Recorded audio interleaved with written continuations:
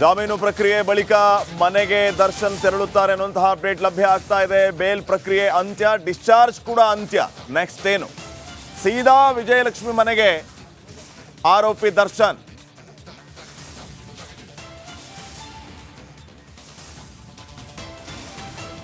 ಈಗಾಗಲೇ ಬೇಲ್ ಪ್ರಕ್ರಿಯೆ ಮುಗಿಸೋದಕ್ಕೆ ಅಂತ ಹೇಳಿ ಬಾಂಡ್ ಮೇಲೆ ಸಹಿ ಮಾಡೋದಕ್ಕೆ ಅಂತ ಕೋರ್ಟ್ ಹತ್ತ ದರ್ಶನ್ ತೆರಳಿರೋದು. ಅಲ್ಲಿ ಬೇಲ್ ಪ್ರಕ್ರಿಯೆ ಮುಗೀತಾ ಇದ್ದಂತೆ ಆಸ್ಪತ್ರೆಗೆ ಹೋಗ್ತಾರಾ ಅಥವಾ ಮನೆಗೆ ಹೋಗ್ತಾರಾ ಅನ್ನೋದು ಸದ್ಯಕ್ಕಿನ ಪ್ರಶ್ನೆ ಇದೆ.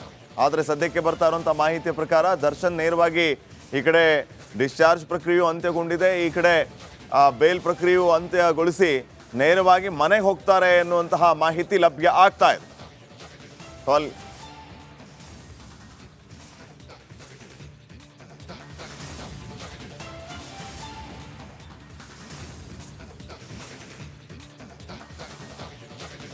ಈ ಬಗ್ಗೆ ಇನ್ನಷ್ಟು ಮಾಹಿತಿಯನ್ನ ಕೊಡ್ತಾರೆ ಕೊಲೀಗ್ ಸ್ಮಿತಾ. ಈಗ ಸೆಷನ್ಸ್ ಕೋರ್ಟ್ನಿಂದ ನೇರ ಸಂಪರ್ಕದಲ್ಲಿ ಜಾಯ್ನ್ ಆಗ್ತಾ ಇದ್ದಾರೆ. ಸ್ಮಿತಾ, ಗಮನಿಸ್ತಾ ಇದ್ದೀವಿ ಈಗಾಗಲೇ ಪ್ರಕ್ರಿಯೆ ಮುಗಿಸ್ತಾ ಇದ್ದಾರೆ ಅನ್ನುವಂಥದ್ದು, ಬೇಲ್ ಪ್ರಕ್ರಿಯೆ ಏನು ಅಪ್ಡೇಟ್ ಸಿಗ್ತಾ ಇದೆ?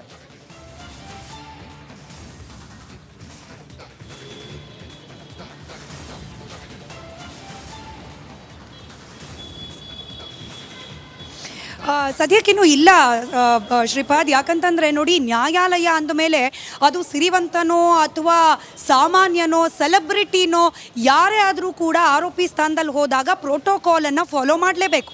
57ನೇ CCH ನ್ಯಾಯಾಲಯಕ್ಕೆ ದರ್ಶನ್ ಏನೋ ಬಂದರು. ಫಸ್ಟಿಗೆ ಅವ್ರು ಬಂದಾಗ ಪೀಠದಲ್ಲಿ ನ್ಯಾಯಮೂರ್ತಿಗಳು ಇರಲಿಲ್ಲ, ಹೀಗಾಗಿ ಕೂತ್ಕೊಳ್ಳಿ ಬೆಂಚ್ ಮೇಲೆ ಅಂತ ಹೇಳಿ ಅವ್ರನ್ನ ಕೂರಿಸಿದ್ದಾರೆ. ನ್ಯಾಯಾಧೀಶರು ಬಂದರೂ ಕೂಡ ದರ್ಶನ್ ಬಂದಿದ್ದಾರೆ, ದೊಡ್ಡ ಸೆಲೆಬ್ರಿಟಿ ಅಂತ ಹೇಳಿ ಫೈನ್ ಬೇರೆ ಕೇಸ್ ಕೈಗೆತ್ಕೊಂಡಿದ್ದಾರೆ ಜಡ್ಜ್ ಅನ್ನುವಂಥ ಮಾಹಿತಿ ಈಗ ಲಭ್ಯ ಆಗ್ತಾ ಇದೆ. ಬೇರೆ ಕೇಸ್ ವಿಚಾರಣೆ ಮುಗಿಯೋವರೆಗೂ ಕಾಯಬೇಕಾಗತ್ತೆ. ಕೋರ್ಟಲ್ಲೇ ಕೊಲೆ ಆರೋಪಿ ದರ್ಶನ್ ಈಗ ಕಾಯ್ತಾ ಇದ್ದಾರೆ. ಕೋರ್ಟಲ್ಲಿ ಜಡ್ಜ್ಗಾಗಿ ದರ್ಶನ್ ಕಾಯುತ್ತಿರೋದು. ಬೇರೆ ಕೇಸನ್ನ ನ್ಯಾಯಾಧೀಶರು ಕೈಗೆತ್ಕೊಂಡಿದ್ದಾರೆ. ಬೇರೆ ಕೇಸ್ ವಿಚಾರಣೆ ಮುಗಿಯೋವರೆಗೆ ಅಲ್ಲಿ ಇರಬೇಕು. ಸೊ ಬೇರೆ ಕೇಸ್ ಮುಗಿಯೋವರೆಗೂ ಇರಿ ಅಂತ ಸೂಚನೆಯನ್ನ ಕೊಟ್ಟಿದ್ದಾರಂತೆ. ಸೊ ಸದ್ಯಕ್ಕೆ ಕೋರ್ಟಲ್ಲಿ ದರ್ಶನ್ ಕಾಯುತ್ತಿರೋದು. ಕೋರ್ಟಲ್ಲಿ ಜಡ್ಜ್ಗಾಗಿ ದರ್ಶನ್ ಕಾಯ್ತಾ ಇದ್ದಾರೆ. ಬೇರೆ ಕೇಸ್ ಪ್ರೊಸೆಸ್ ನಡೀತಾ ಇದೆ, ಅದು ಮುಗೀತಾ ಇದ್ದಂಗೆ ಇವರು ಪ್ರೊಸೆಸ್ ಅನ್ನ ಆರಂಭಿಸ್ತಾರೆ. ಎಸ್ ಸ್ಮಿತಾ, ತಾವು ಮಾಹಿತಿಯನ್ನ ನೀಡ್ತಾ ಇದ್ರಿ, ಓವರ್ ಟು ಯು.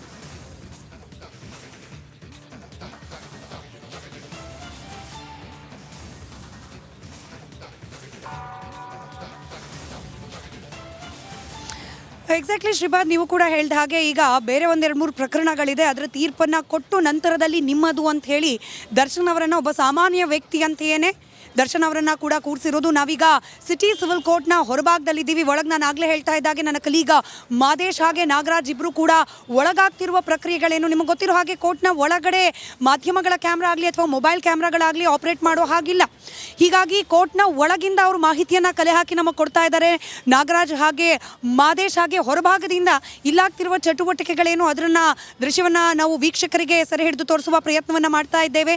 ಸದ್ಯಕ್ಕೆ ಈ ಬೇಲ್ಗೆ ಸಂಬಂಧಪಟ್ಟ ಜಾಮೀನು ಪ್ರಕ್ರಿಯೆಗೆ ಸಂಬಂಧಪಟ್ಟ ಒಂದಷ್ಟು ಫಾರ್ಮಲ್ ಪ್ರೊಸೀಜರ್ಗಳೇನಿರುತ್ತೆ ಅದನ್ನು ಮುಗಿಸುವ ಅನಿವಾರ್ಯತೆ ದರ್ಶನ್ ಅವ್ರಿಗಿರುವಂಥದ್ದು.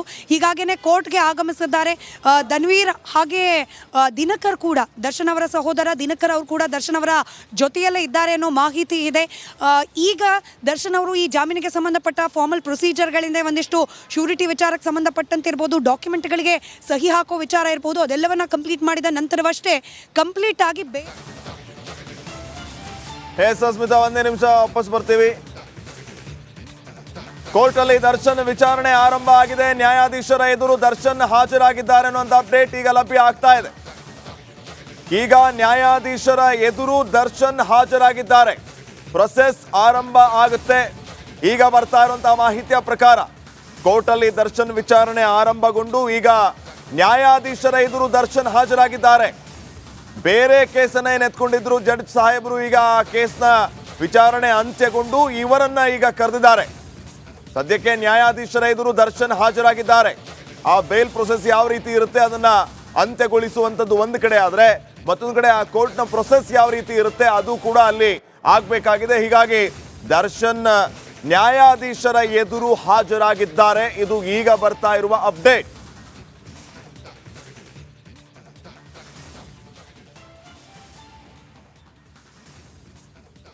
ರೈಟ್, ಕೋರ್ಟ್ನಲ್ಲಿ ಸೆಷನ್ಸ್ ಕೋರ್ಟ್ನಲ್ಲಿ ದರ್ಶನ್ ಜಡ್ಜ್ ಎದುರು ಬರಬೇಕಾಗತ್ತೆ. ಯಾಕಂತಂದ್ರೆ ಜಾಮೀನ್ದು ಪ್ರಕ್ರಿಯೆಗಳು ಏನು ಬಾಕಿ ಇದೆ ಅದನ್ನ ಮುಗಿಸ್ಬೇಕಾಗತ್ತೆ. ಹಾಗಾಗಿ ಅದನ್ನ ಕಾಂಪ್ಲೇನ್ಸ್ ಅಂತ ಹೇಳ್ತಾರೆ, ಅದನ್ನ ಮುಗಿಸೋ ಅಂತ ಒಂದು ಪ್ರಕ್ರಿಯೆ ಇದು. ಜಾಮೀನು ದೊರೆತ ಬಳಿಕ ದೃಶ್ಯಗಳನ್ನು ನೋಡ್ತಾ ಇದ್ದೀವಿ. ಸೆಷನ್ಸ್ ಕೋರ್ಟ್ ಅಲ್ಲಿ ದರ್ಶನ್ ಹಾಜರಾಗಿರ್ತಕ್ಕಂಥದ್ದು, ಜಡ್ಜ್ ಎದುರು ಅಪಿಯರ್ ಆಗಬೇಕು. ಅಪ್ಡೇಟ್ ಬರ್ತಾ ಇದೆ, ಬ್ರೇಕಿಂಗ್ ಅಪ್ಡೇಟ್ ಬರ್ತಾ ಇದೆ.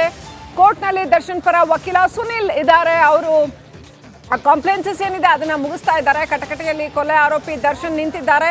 ಅಲ್ಲಿ ಜಡ್ಜ್ ಎದುರು ಇವರ ಜಾಮೀನಿನ ಉಳಿದ ಪ್ರಕ್ರಿಯೆಗಳು ಏನಿದೆ ಅದನ್ನ ಮುಗಿಸ್ಬೇಕಾಗತ್ತೆ. ಸುನಿಲ್ ವಾದ ಮಾಡ್ತಾ ಇದ್ದಾರೆ. ವಕೀಲ ಸುನಿಲ್ ದರ್ಶನ್ ಪರವಾಗಿ ಅಲ್ಲಿ ಏನು ಕಾನೂನಿನ ವಿಚಾರಗಳನ್ನ ಮಂಡಿಸ್ತಾ ಇದ್ದಾರೆ.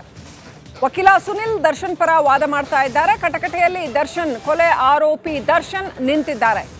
ಈಗ ಅವ್ರಿಗೆ ಜಾಮೀನು ಸಿಕ್ಕಿದೆ. ಇನ್ನೇನು ಕೋರ್ಟ್ನಲ್ಲಿ ಉಳಿದ ನ್ಯಾಯಿಕ ಪ್ರಕ್ರಿಯೆಗಳನ್ನು ಮುಗಿಸಿ ಅವರು ಮನೆ ಕಡೆ ಹೋಗ್ತಾರೆ. ಸೊ ಮುಂದೇನು ಅನ್ನೋಂಥ ಪ್ರಶ್ನೆ.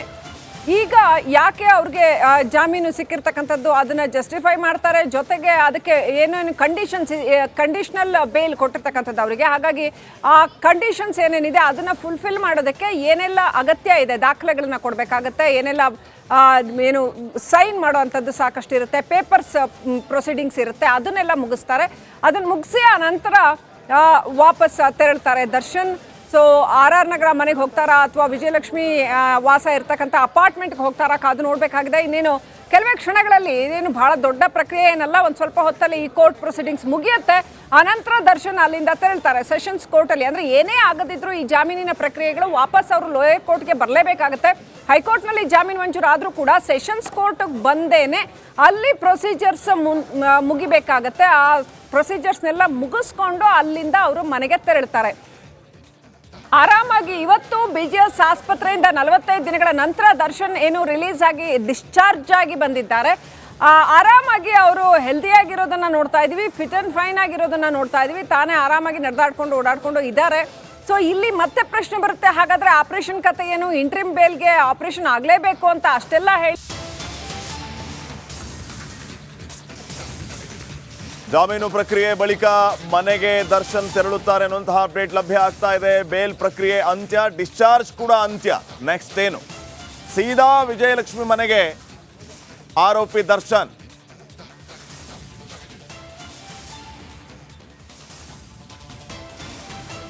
ಈಗಾಗಲೇ ಬೇಲ್ ಪ್ರಕ್ರಿಯೆ ಮುಗಿಸೋದಕ್ಕೆ ಅಂತ ಹೇಳಿ ಬಾಂಡ್ ಮೇಲೆ ಸಹಿ ಮಾಡೋದಕ್ಕೆ ಅಂತ ಕೋರ್ಟ್ ಹತ್ತ ದರ್ಶನ್ ತೆರಳಿರೋದು. ಅಲ್ಲಿ ಬೇಲ್ ಪ್ರಕ್ರಿಯೆ ಮುಗೀತಾ ಇದ್ದಂತೆ ಆಸ್ಪತ್ರೆಗೆ ಹೋಗ್ತಾರಾ ಅಥವಾ ಮನೆಗೆ ಹೋಗ್ತಾರಾ ಅನ್ನೋದು ಸದ್ಯಕ್ಕಿನ ಪ್ರಶ್ನೆ ಇದೆ. ಆದರೆ ಸದ್ಯಕ್ಕೆ ಬರ್ತಾ ಇರುವಂಥ ಮಾಹಿತಿಯ ಪ್ರಕಾರ ದರ್ಶನ್ ನೇರವಾಗಿ ಈ ಕಡೆ ಡಿಸ್ಚಾರ್ಜ್ ಪ್ರಕ್ರಿಯೆಯು ಅಂತ್ಯಗೊಂಡಿದೆ, ಈ ಕಡೆ ಬೇಲ್ ಪ್ರಕ್ರಿಯೆಯು ಅಂತ್ಯಗೊಳಿಸಿ ನೇರವಾಗಿ ಮನೆಗೆ ಹೋಗ್ತಾರೆ ಎನ್ನುವಂತಹ ಮಾಹಿತಿ ಲಭ್ಯ ಆಗ್ತಾ ಇದೆ.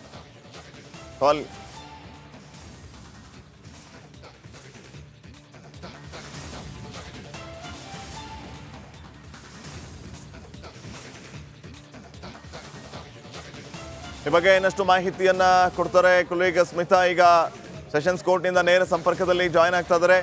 ಸ್ಮಿತಾ, ಗಮನಿಸ್ತಾ ಇದ್ದೀವಿ ಈಗಾಗಲೇ ಪ್ರಕ್ರಿಯೆ ಮುಗಿಸ್ತಾ ಇದ್ದಾರೆ ಅನ್ನುವಂಥದ್ದು, ಬೇಲ್ ಪ್ರಕ್ರಿಯೆ ಏನು ಅಪ್ಡೇಟ್ ಸಿಗ್ತಾ ಇದೆ?